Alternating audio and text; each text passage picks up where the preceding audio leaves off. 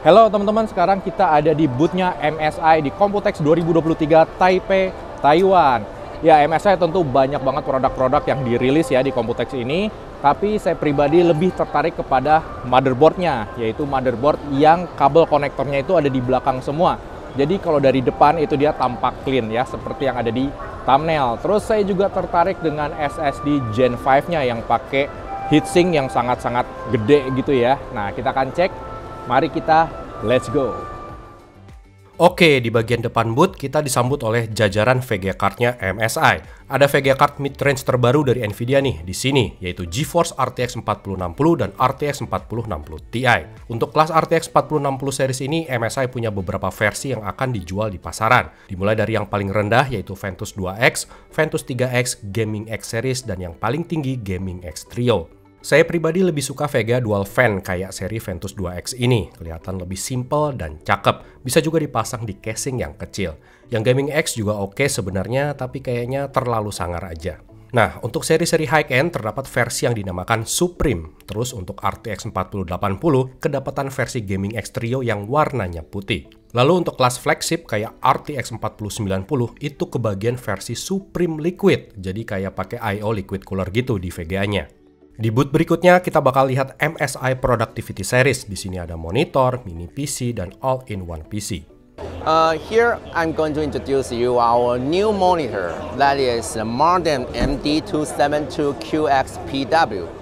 I would say the Modem MD272 series, and it's a 27-inch monitor with a WQHD resolution, and our technology, Ice Ergo. I care we use the Less Blue Light Pro technology. So we filter out the blue light but keep the same color. And the ergonomic design, you could see our stand, you could adjust with any way you like. Tilt, swivel, or even the pivots to 90 degrees with the two sides. So let's move to our another modern series monitor. Is our new model MD271UL. That is a 27-inch and a 4K resolution. And the most important is we got the Red Dot Design Award this year. The color gamma is 99% for display P3 and 95% for Adobe RGB. And the display color, that is 1.07 billion. So it's very good for content creators. So for the user, it's very easy to connect. Just connect or disconnect the cable, and you don't need to find, oh, where is the I/O port? So when you get this product, you just plug in the stand and all set. You don't need to do anything. You don't need a screwdriver or screws. Just plug in and all set. Let me introduce you our QB mini PC. It's an ultra small, super tiny mini PC, but very powerful. We support from Celeron, Pentium, Core i3, i5 to i7. Lanjut kita ke MSI Networking Series. Mesh system is using for big house and cross floor. So it can help you enhance your performance and the coverage in your home. If you are in the living room, this device is in your bedroom. Yes. If you move from here to there, you will not feel the connection lost. Terus kita ke media penyimpanan. Ada Spatium S270 SSD SATA andalan MSI yang juga populer di Indonesia. Lalu ada Spatium M450 di ramless SSD PCIe Gen 4 kelas entry level. Ada juga Spatium M461 di ramless SSD Gen 4 X4 juga. Nah, untuk model barunya, MSI merilis MSI Spatium M570 yang merupakan SSD NVMe Gen 5. Ada 3 versi untuk Spatium M570. Versi HS atau versi heatsink kecil seperti yang ada di website resminya ini. Lalu ada versi 570 Pro Frozr yang heatsinknya tuh besar banget ya. Dan ada versi 570 Pro Frozr Plus, sama-sama pakai heatsink yang besar, tapi ada tambahan kipas kecil yang berputar dan ada nyala-nyala RGB-nya. Lalu apakah heatsink sebesar itu bisa efektif? Nah, bisa teman-teman lihat ya di sini suhu maksimal SSD pada saat menjalankan Crystal Disk Mark 8 satu kali jalan hanya mencapai maksimal di 44 derajat Celcius aja. So bisa dibilang solusi pendinginan Frozr dari MSI ini bisa diandalkan. Di sebelah kiri ini adalah Spatium M570 Pro dengan mode Red 0, sementara di sebelah kanan adalah Spatium M570 Pro mode yang normal. Mungkin kalian bertanya-tanya kenapa sih SSD Gen 5 itu kok panas banget gitu ya. Bahkan kita harus pakai heatsink yang sangat-sangat besar gitu untuk mendinginkannya. Nah kenapa? Karena kontrolernya ya sampai dengan saat ini ada Phison E26 itu dia masih menggunakan teknologi fabrikasi 12 nanometer yang juga dipakai di Gen 4. Nah rencananya nih kalau misalkan Phison atau controller SSD lainnya itu menggunakan yang fabrikasinya lebih rendah, itu misalkan 7 nanometer, nah itu kemungkinan suhu SSD-nya bisa sedikit lebih dingin dibandingkan dengan jika brand SSD itu masih menggunakan controller dengan fabrikasi 12 nanometer. Next, kita ke motherboard. Hampir semua brand motherboard merefresh Mobo chipset Z790-nya karena kedatangan Wi-Fi 7. MSI menggunakan nama Max untuk produk refresh chipset Z790-nya ini. Seri Max ini dulu pernah populer ya di zamannya MSI B450 Tomahawk Max. Ada beberapa pembaharuan untuk seri Max ini. Yang pertama, seri Z790 Max punya slot M.2 heatsink yang screwless atau bisa tanpa kabel. Kedua, seri Max ini dibekali dengan power delivery atau spesifikasi VRM yang lebih baik dan memiliki memori performa yang lebih stabil. Lalu dari segi networking, Mobo ini support Wi-Fi 7 dan 5G LAN arsitektur. Okay, so here we have our MAG Z790 Tomahawk Max Wi-Fi. So the Max version is our newer refresh model for this upcoming generation of CPUs. So we have very high powerful power phase design. We have 4 M.2 slots, and then we have our latest Wi-Fi 7 connectivity, as well as a 2.5 gig LAN.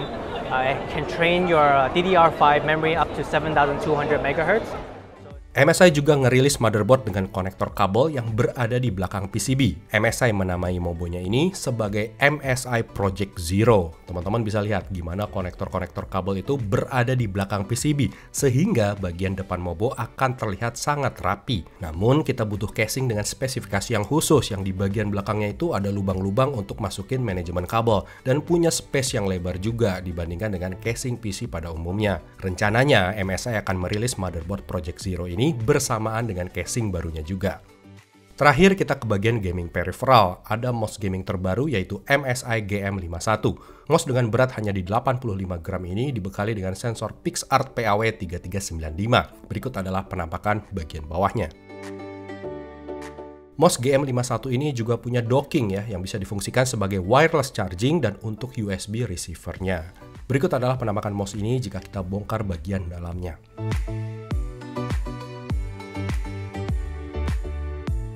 MSI juga memperkenalkan headset Immerse GH50 Wireless. Terus MSI juga lagi mengembangkan controller yang nantinya berkolaborasi dengan Xbox. Ada juga nih keyboard yang menggunakan switch buatan MSI sendiri, yaitu MSI Sonic Switches. Lalu kita beralih ke monitor gaming dan PC pre-built.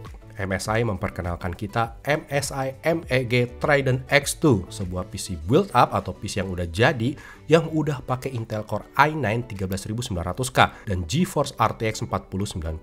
MSI Trident X2 ini didemokan bareng dengan monitor terbarunya juga, yaitu MSI 342C QD OLED. Hi, hello guys, I am Frank from MSI Product Marketing. Here is the brand new flagship gaming desktop. We call it MEG Trident X2. It equipped with the i9, the latest i9 core, CPU and the RTX 4090. It's hardware monitor. It will show the system information, a lot of like CPU frequency, CPU usage, or VGA, CPU, and even the game FPS right there.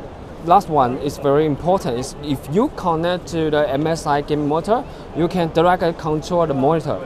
Like you can adjust the brightness, or you can open some unique function of the monitor, like a small crosshair. Now you can see it already enabled. The color will automatic change. The other one is very interesting. This is called OptiScore. And just one touch, it will zoom in the center of the monitor. Oh, Like a scope. yeah, like the scope. Yeah. Using sniper. Yes. Dan berikut adalah bagian dalam dari casingnya. Terlihat bagaimana airflow dari PC build up ini tuh dimodifikasi sedemikian rupa.